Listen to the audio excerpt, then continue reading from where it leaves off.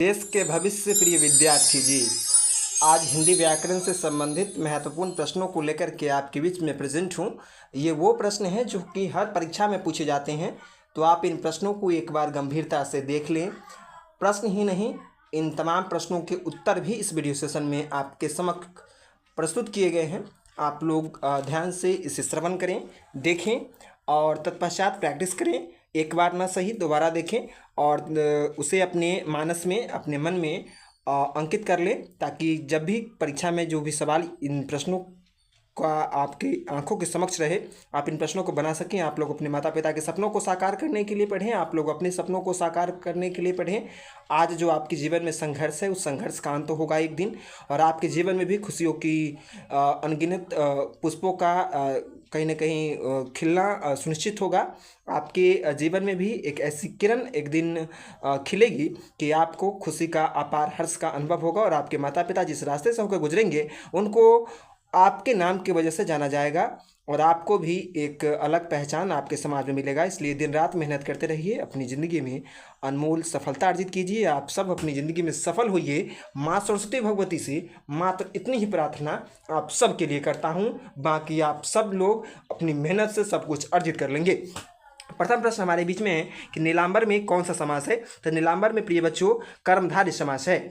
इसके पश्चात अगला इंपॉर्टेंट प्रश्न है कि किस समास में दोनों पद मिलकर के एक नया अर्थ प्रकट करते हैं। तो बहुब्रीहि समास में। इसके पश्चात अगला इंपॉर्टेंट प्रश्न हमारे बीच में है कि हिंदी वर्णमाला में उसमें व्यंजन कौन है। उस व्यंजन है तो हिंदी वर्णमाला में उस व्यंजन कहा जाता है तलाबी श, मूर्धन्य श, दंती स और ह को कहा जाता है। इसके पश्चात अगला इंपॉर्टेंट हमारे बीच में प्रश्न है कि य, र, ल, व व्यंजन है। कौन सा व्यंजन है।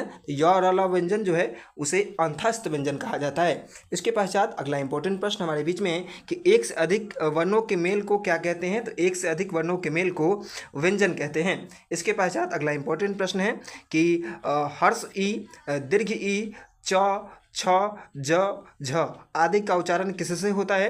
तो तालव्य से होता है प्रिय बच्चों। इसके पश्चात अगला इंपॉर्टेंट प्रश्न है कि जिनका उच्चारण स्वतंत्रता से होता है और जो व्यंजन के उच्चारण में सहायक होते हैं उसे क्या कहते हैं। तो स्वर कहते हैं। इसके पश्चात अगला इंपॉर्टेंट प्रश्न हमारे बीच में है कि निम्नलिखित में से कौन सा मूल दीर्घ स्वर नहीं है। तो ओ जो है वो मूल दीर्घ स्वर नहीं है। इसके पश्चात अगला इंपॉर्टेंट प्रश्न कि हिंदी में ध्वनियाँ कितने प्रकार के होते हैं। तो हिंदी में ध्वनियाँ 2 प्रकार के होते हैं। इसके पश्चात अगला इंपॉर्टेंट प्रश्न कि मात्रा के आधार पर स्वर कितने प्रकार के होते हैं। तो मात्रा के आधार पर स्वर 3 प्रकार के होते हैं।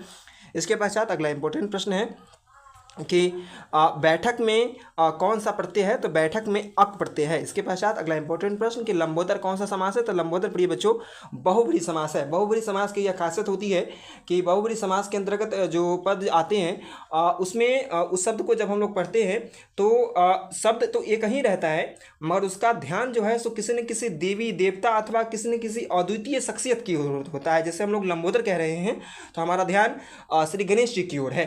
हम लोग यदि वंशीधर कह रहे हैं तो हमारा ध्यान श्री कृष्ण जी की ओर है। तो वंशीधर हो गया, लंबोदर हो गया, ये सब बहुब्रीहि समास है। इसके पश्चात अगला इंपॉर्टेंट प्रश्न है कि जिस पुरुष की स्त्री मर गई हो उसे क्या कहते हैं। तो जिस पुरुष की स्त्री मर गई हो उसको विधुर कहते हैं, है ना। और जिस स्त्री की यदि कोई पति मर जाते हैं तो उसको विधवा कहते हैं, है ना। इसके पश्चात अगला इंपॉर्टेंट प्रश्न है कि कान देना मुहावरे का अर्थ क्या होगा। तो कान देना का मतलब है ध्यान देना। हृदय का विशेषण है। तो हृदय का विशेषण है हार्दिक। इसके पश्चात अगला इंपॉर्टेंट प्रश्न है कि महाशय का संधि विच्छेद क्या होगा। तो महाजोर आशय, महाशय। इसके पश्चात अगला इंपॉर्टेंट प्रश्न हमारे बीच में है प्रिय बच्चों कि नयन का संधि विच्छेद है। तो नयन का संधि विच्छेद होगा प्रिय बच्चों ने जोड़ अन, नयन। इसके पश्चात अगला इंपॉर्टेंट प्रश्न कि पुत्र का पर्यायवाची क्या होगा। तो पुत्र का पर्यायवाची जो है वो बेटा होगा। इसके पश्चात अगला इंपॉर्टेंट प्रश्न कि पत्थर का पर्यायवाची है। तो पत्थर का पर्यायवाची पाषाण होगा। इसके पश्चात अगला इंपॉर्टेंट प्रश्न कि नर का विपरार्थक क्या होगा। तो नर का विपरार्थक प्रिय बच्चों नारी होगा। इसके पश्चात अगला इंपॉर्टेंट प्रश्न कि पवित्र का संधि विच्छेद है। तो पवित्र का संधि विच्छेद होगा पो जोड़ इत्र, पवित्र। इसके पश्चात अगला इंपॉर्टेंट प्रश्न कि उच्छ्वास का संधि विच्छेद है। तो उत जोड़ छवास श्रवास जो उच्छ्वास होता है। इसके पश्चात अगला इंपॉर्टेंट प्रश्न कि वांगमय का संधि विच्छेद है तो वाक जोड़ मय वांगमय। इसके पश्चात अगला इंपॉर्टेंट प्रश्न कि उत्कर्ष का विलोम क्या होगा, तो उत्कर्ष का विलोम प्रिय बच्चों अपकर्ष होता है। आप इन तमाम प्रश्नों को ध्यान से श्रवण करें। इसके पश्चात जो भी प्रश्न आपसे पूछे जाते हैं ये बेहद ही महत्वपूर्ण प्रश्न है, वो प्रश्न जो कि निरंतर परीक्षा में पूछे जाते रहे हैं। कमल नयन, तो जिसका नयन जो है वो कमल के समान, उसको क्या कहते, वो कौन सा समास होता है, तो कर्मधारय समास। तो कमल नयन क्या हो गया, कर्मधारय समास।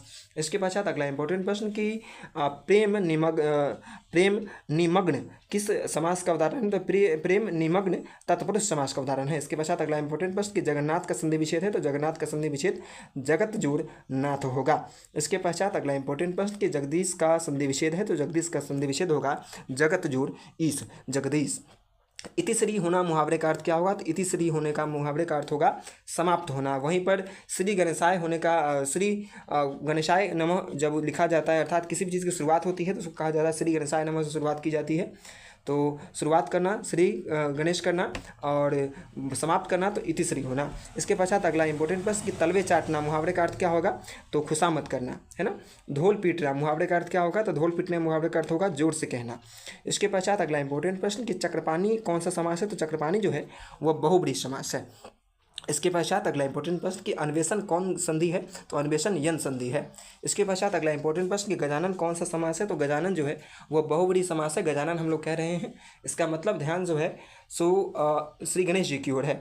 इसके पश्चात अगला इंपॉर्टेंट प्रश्न है कि यज्ञशाला कौन सा समास है, तो यज्ञशाला जो है वो तत्पुरुष समास है, यज्ञ के लिए शाला। रात दिन कौन सा समास है, तो जिस समास में दोनों पद प्रधान हो और दोनों पदों के बीच में योजक चिन्ह जो रहता है तो उसको द्वंद्व समास कहा जाता है, तो द्वंद्व समास होगा। इसके पश्चात अगला इंपॉर्टेंट प्रश्न है, अगला इंपॉर्टेंट प्रश्न है कि अरण्य का पर्यायवाची शब्द है, तो अरण्य का पर्यायवाची शब्द जो है वो विपिन होगा। इसके पश्चात अगला इंपॉर्टेंट प्रश्न कि आप शब्द सर्वनाम है, तो आप शब्द सर्वनाम है निजवाचक सर्वनाम। इसके पश्चात अगला इंपॉर्टेंट प्रश्न कि चराचर का संधि विच्छेद है, तो चराचर का संधि विच्छेद है प्रिय बच्चों चर जोड़ अचर। इसके पश्चात अगला इंपॉर्टेंट प्रश्न कि परम ओजस्वी का संधि विच्छेद क्या होगा, तो परमा जोड़ ओजस्वी। तो इस प्रकार इस पाठ से जितने भी इंपॉर्टेंट प्रश्न थे उन प्रश्नों को आपके बीच में रखा गया। आप लोग ध्यान से श्रवण करते रहें, मन से पढ़ते रहें, अपने माता पिता के सपनों को साकार करें, भविष्य में अपनी एक अलग पहचान बनाएं। एक दिन आपको जो सफलता अर्जित हो उससे आपको गर्व हो और आपके माता पिता को भी आपके ऊपर अपार गर्व का एहसास हो। यही मंगल प्रार्थना आप सबके लिए करता हूँ। धन्यवाद।